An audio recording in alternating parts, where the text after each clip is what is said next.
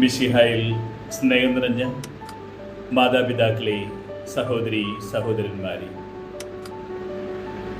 വളരെ രസകരമായ ഒരു സുവിശേഷ ഭാഗമാണ് സഭ 27ാമത്തെ ഞായറാഴ്ച നമ്മുടെ വിചിന്തനത്തിനായി സമർപ്പിക്കുന്നത്. നമുക്ക് കടുകുമണിയോളം വിശ്വാസമുണ്ട്. നമുക്ക് കടുകുമണിയോളം ചെറുതാകാൻ കഴിയുമോ? നന്മ ആഗ്രഹിക്കുന്ന എനിക്ക് എന്താണ് അത് ചെയ്യാൻ കഴിയാതെ പോകുന്നത്? ആഗ്രഹിക്കാത്ത തിന്മയാണ് പലപ്പോഴും ഞാൻ ചെയ്തു കൂട്ടുന്നത്.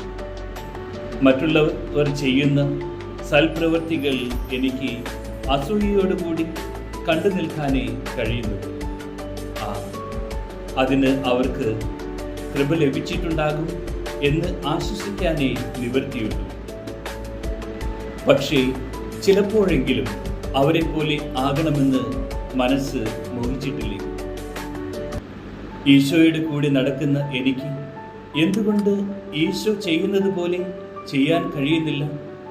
ഈശോ പ്രാർത്ഥിക്കുന്നത് പോലെ പ്രാർത്ഥിക്കാൻ കഴിയാത്തതാണോ ഒരു കാരണം? ഈശോ പ്രാർത്ഥിക്കുന്നു, പ്രസംഗിക്കുന്നു, രോഗികളെ സൗഖ്യപ്പെടുത്തുന്നു, അത്ഭുതങ്ങൾ പ്രവർത്തിക്കുന്നു, പിശാചുക്കളെ പുറത്താക്കുന്നു. ഇതൊക്കെ എനിക്കും ചെയ്യണം. തൊട്ടുകൂടാത്തവരെ തൊടുന്നു, പാപികളെ സ്നേഹിക്കുന്നു. അങ്ങനെ എന്തെല്ലാം കാര്യങ്ങൾ. എനിക്ക് ഈശോയെ അനുകരിക്കണം. ഈശോ ചെയ്തതുപോലെ എല്ലാം ചെയ്യണം. മറ്റൊരു ഈശോയായി, മറ്റൊരു ക്രിസ്തുവായി മാറണം. അതിന് ആവശ്യമുള്ള വിശ്വാസം എനിക്കുണ്ടോ? ഈശോയുടെ വിശ്വാസം, അതുപോലുള്ള വിശ്വാസം കിട്ടുകയാണെങ്കിൽ അതുപോലെ ജീവിക്കാൻ എനിക്ക് കഴിയും. അതുകൊണ്ട് എല്ലാവരും ഒന്നിച്ച് ഒരു തീരുമാനമെടുത്തു, ഈശോയെ കാണുക, വിശ്വാസം വർദ്ധിപ്പിക്കണമേ എന്ന് പ്രാർത്ഥിക്കുക. ശിഷ്യന്മാർ എല്ലാവരും ഒത്തുകൂടി. അവർ ഈശോയോട് അഭ്യർത്ഥിച്ചു, കർത്താവേ, ഞങ്ങളുടെ വിശ്വാസം വർദ്ധിപ്പിക്കണമേ. ഒരത്ഭുതം സംഭവിക്കുന്നത് പോലെ അത് സംഭവിക്കും. വേറെ ഒന്നിനും വേണ്ടിയല്ലല്ലോ, നന്മ ചെയ്യാനും ഗുരുവിനെ പോലെ ആകാനും ഗുരു ചെയ്യുന്ന കാര്യങ്ങൾ ചെയ്തു നോക്കാനും വേണ്ടിയല്ലേ. അവർ വിചാരിച്ചതുപോലെ ഒരത്ഭുതവും അവിടെ നടന്നില്ല. അവരുടെ ആ അഭ്യർത്ഥന ചീറ്റിപ്പോവുകയും ചെയ്തു. വലിയ പ്രതീക്ഷയോടു കൂടിയാണ് ആളെ സമീപിച്ചത്. പക്ഷേ പുള്ളിക്കാരൻ വല്ലാത്ത ഒരു പറച്ചിലാണ് പറഞ്ഞത്. അത് കേട്ടിട്ട് സഹിക്കാൻ പറ്റിയില്ല. തരാൻ പറ്റില്ലെങ്കിൽ അത് പറഞ്ഞാൽ പോരെ. ഇമാതിരി ഡയലോഗ് അടിക്കേണ്ട വല്ല കാര്യവുമുണ്ടോ? നിങ്ങളുടെ വിശ്വാസം കടുകുമണിയുടെ അത്രയും മതിയത്രേ.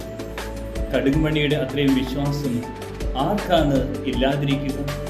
എല്ലാം ഉപേക്ഷിച്ച് വലയും വള്ളവും വീട്ടുകാരെയും നാട്ടുകാരെയും എല്ലാം ഉപേക്ഷിച്ച് ഇറങ്ങി തിരിച്ചവരോടാണ് ഈ പറയുന്നത്. കടുകുമണിയോളം വിശ്വാസമുണ്ടെങ്കിൽ എന്ന്. ഇത് നമുക്ക് വിശ്വാസം ഇല്ലെന്ന് പറയുന്നതിന് തുല്യമല്ലേ? ഇതിലും വലിപ്പമുള്ള എത്രയോ ധാന്യങ്ങളുണ്ട്, സാധനങ്ങളുണ്ട്. ഒരു മത്തങ്ങയുടെ അത്രയും എന്നൊക്കെ പറഞ്ഞിരുന്നെങ്കിൽ പിന്നെയും സഹിക്കാമായിരുന്നു. കടുകുമണിയോളം വിശ്വാസം എല്ലാവർക്കുമുണ്ട്. അതൊരു കൃപയാണ്. അത് ഒരു വിത്താണ്. ശരിയായ മണ്ണിൽ വീണാൽ മുള പൊട്ടി ഇതളിട്ട് കതിരുകളാകും, വർദ്ധിക്കും. ചെറിയ ഒരു തീപ്പൊരി അഗ്നിയായി ആളിക്കത്തുന്നത് പോലെ നിന്നിലെ തീപ്പൊരിയാണ് വിശ്വാസം. അത് വലിയ അഗ്നിയായി മാറും. ഒരു കാറ്റിലും കോളിലും കെടാത്ത തീ. ആ തീ ഈശോയാകുന്ന തീ ഊതി ഊതി വലിയ അഗ്നിയാക്കി മാറ്റും. ഈ ചെറിയ വിശ്വാസം നോക്കി നിൽക്കുമ്പോൾ തന്നെ വലുതായി മാറും. അത് വലിയ അത്ഭുതങ്ങൾക്ക് വഴിതെളിക്കും. സിഗമോർ മരം കടലിൽ ചെന്ന് വേരുറയ്ക്കും. ശരിയാണ്, വളരെ ശരിയാണ്. വിശ്വാസം നമുക്കുണ്ട് എന്ന് ഗുരു പറയുകയാണ്. അതിനുവേണ്ടി ഇനി പ്രാർത്ഥിക്കേണ്ട കാര്യമില്ല. നമുക്ക് എന്താണ് ഇല്ലാത്തത് എന്ന് ഗുരുവിന് നന്നായി അറിയാം. അതുകൊണ്ട് ഈശോ തന്നിൽ നിന്ന് പഠിക്കാൻ പറയുന്ന ഒരു കാര്യമുണ്ട്. അതാണ് എളിമ, അല്ലെങ്കിൽ വിനയം. ആരെങ്കിലും എന്നെ അനുഗമിക്കുവാൻ ആഗ്രഹിക്കുന്നുവെങ്കിൽ അവൻ സ്വയം പരിത്യജിച്ച് തൻ്റെ കുരിശുമെടുത്ത് എൻ്റെ പിന്നാലെ വരട്ടെ എന്നാണ് അവിടുന്ന് അരുളി ചെയ്തിട്ടുള്ളത്. ഞാൻ ഈശോയെ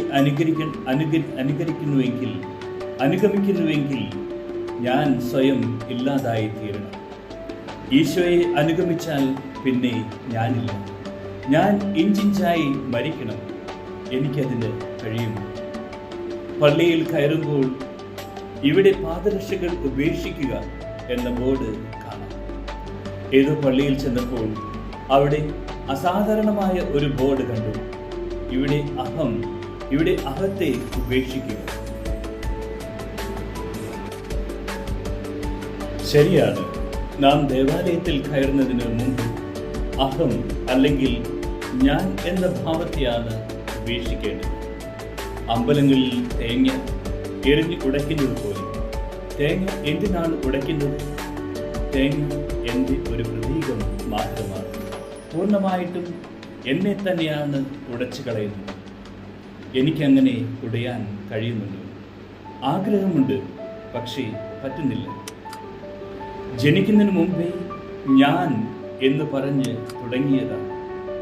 ജനിച്ചു വീണപ്പോഴും ഞാൻ കരഞ്ഞത് എനിക്ക് വേണ്ടിയിട്ടാണ്. അങ്ങനെ ഞാൻ വളർന്നു. ഇന്ന് എന്നോട് അത് ഉപേക്ഷിക്കണമെന്ന് പറയുമ്പോൾ സാധിക്കുന്നില്ല. ഞാൻ ജോലി ചെയ്യുമ്പോൾ അത് അംഗീകരിക്കപ്പെടണം. എൻ്റെ പേര് വരേണ്ട സ്ഥലങ്ങളിൽ എൻ്റെ പേര് വരണം. എന്നെ സ്വാഗതം ചെയ്യേണ്ട സ്ഥലങ്ങളിൽ സ്വാഗതം ചെയ്യണം. യെസ്, എൻ്റെ ഈഗോ അതെൻ്റെ ജീവിതത്തിൻ്റെ ഭാഗമാണ്. നാം നമ്മുടെ പേര് എഴുതപ്പെടാൻ ആഗ്രഹിക്കുന്നു. പറ്റുമെങ്കിൽ സുവർണ്ണ ലിപികളിൽ. എല്ലാം ചെയ്തു കഴിയുമ്പോൾ ഞാൻ എൻ്റെ ജോലി മാത്രമാണ് ചെയ്തത് എന്ന് പറയാൻ പറ്റുമോ?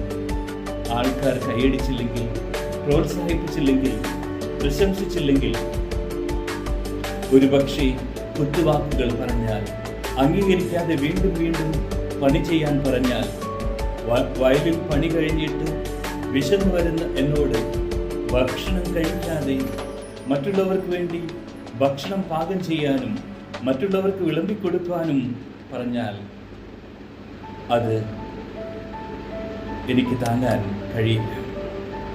എന്നെ പിടിച്ചാൽ കിട്ടില്ല. ഞാൻ വല്ലതുമൊക്കെ പറഞ്ഞു പോകും. ദേഷ്യം വരും. ചിലപ്പോൾ ദേഷ്യവും സങ്കടവും ഒന്നിച്ചായിരിക്കും വരുന്നത്. ഇനി മേലാൽ ഞാൻ ഈ അടിമവേല ചെയ്യില്ല എന്നൊക്കെ ഞാൻ പറഞ്ഞു. മൈക്കിൾ ആഞ്ചലോ വരയ്ക്കുന്ന പടങ്ങളിൽ അദ്ദേഹത്തിൻ്റെ പേര് എഴുതി വയ്ക്കാറില്ല. ഒരിക്കൽ അദ്ദേഹം അങ്ങനെ ചെയ്തു. അത്രേ. പിയാത്ത മാതാവിൻ്റെ മടിയിൽ ഈശോയെ കിടത്തിയിരിക്കുന്ന ആ ചിത്രം കൊത്തുമ്പോൾ മാത്രം. പക്ഷേ അതിൽ അദ്ദേഹം ഖേദം പ്രകടിപ്പിച്ചു. പിന്നീട് ഒരിക്കലും അദ്ദേഹം അങ്ങനെ ചെയ്തിട്ടില്ല. നാം എന്ത് ചെയ്യുമ്പോഴും നമ്മുടെ പേര് എഴുതി വെക്കണമെന്ന് ആഗ്രഹിക്കുന്നു. പക്ഷേ ഈശോ പറയുകയാണ്, എല്ലാം ചെയ്തു കഴിഞ്ഞിട്ട് ഞാൻ എൻ്റെ ജോലി മാത്രമാണ് ചെയ്തത്, എന്നെ ഏൽപ്പിച്ചത് മാത്രമാണ് ഞാൻ ചെയ്തത്. ഞാൻ ഒന്നുമല്ല, വെറുമൊരു ഉപാധി, ഒരു ഉപകരണം, ദൈവത്തിൻ്റെ കയ്യിൽ ഒതുങ്ങുന്ന ഒരു ഉപകരണം മാത്രം. ദൈവത്തിന്